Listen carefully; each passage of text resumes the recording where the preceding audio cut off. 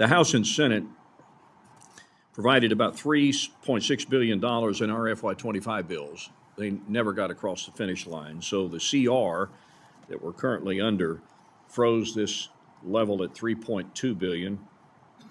I think another reason why we should not be living on continuing resolutions. We lose ground. I have a question about sustainability versus modernization. And unfortunately, you can't do one exclusively. Secretary Duffy's outlined his plans for modernization, but you still have to operate a system that you currently have. How does that work?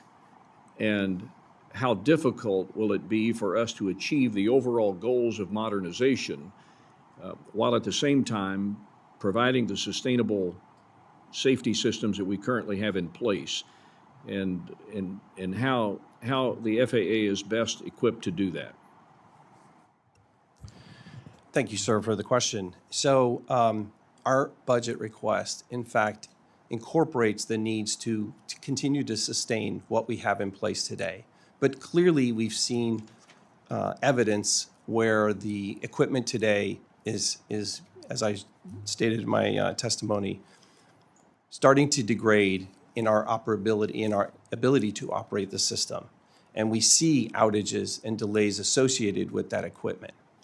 I'm confident in our ability to maintain the system. In fact, I would just share with you all that we had a record-breaking Memorial Day weekend with respect to our ability to manage safely the operations in the National Airspace System. And at the same time, it is imperative that we invest in the future of our air traffic system. We're spending over 90% of our funding right now just on maintaining, sometimes band-aiding some of the equipment that we have.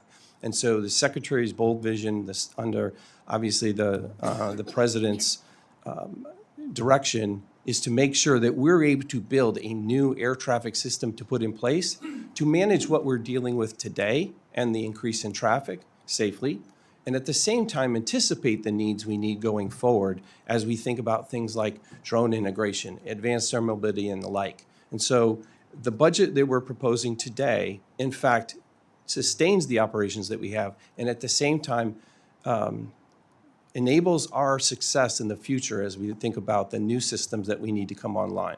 So you mentioned the $4 billion that's in the request for facilities and equipment. How much of that is strictly sustainability versus how much of that is actually going to go toward the overall cost associated with full modernization? So and you referenced earlier the Project LIFT, $1 billion of our request is going to go directly to advancing in an expedited fashion that transition from what we call copper wire or TDM to an internet-based, an IP or fiber optic transition. That will enable the resiliency, the efficiency of the system, and the ability to make sure that as we increase operations, that we'll be able to do that in a consistent manner without the outages and the struggles that we've been facing as we've seen in the news just recently. Given your time at the FAA, going all the way back to nearly the turn of the millennium, when we started this NextGen project, and we've spent billions of dollars on NextGen, how would you grade, and you heard in my testimony or in my opening remarks about the fact that we got bogged down and the speed of technology was not matching the speed of our ability to improve. How would you grade, if you were giving a letter grade to the NextGen project, how would you grade it? And how much of that $14 billion that we spent on NextGen could have been better spent, put it that way? I would certainly agree with that premise that it could have been better spent. As I think about the advancements, and today we do have systems in place that NextGen generated with respect to things like datacom, which is texting between the pilots, the controllers and the pilots. So some of those capabilities came online. At the same time, let's recognize that for a variety of reasons, that vision was not fully realized, which is why I pivot to what we're trying to do now with this new and bold plan. when we think about the future, when we think about what we're sustaining today and where we need to go with respect to new technologies, safety technologies and efficiency technologies, this is what we're looking for as we think about this new air traffic modernization plan.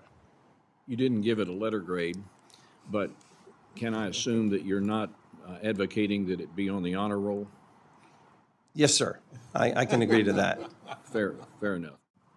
You've honored us with your presence here today, and we truly appreciate it. One quick question, my final question's on, back to staffing. You got a lot of things that you're responsible for, and it's good that on the mission-critical safety required things that people have been excluded from the DRP and efforts to downsize.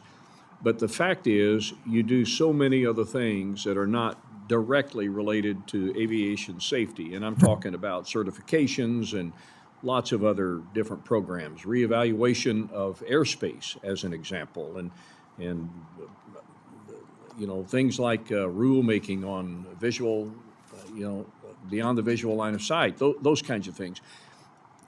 Can you confirm that our staffing reductions are not going to interfere with your ability to conduct some of these other lesser-known functions of the FAA? Yes, sir, I can.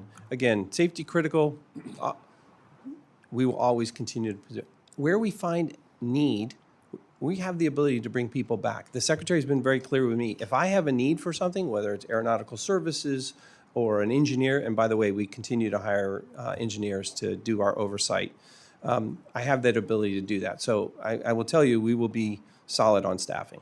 Thank you. Mr. Clyburn.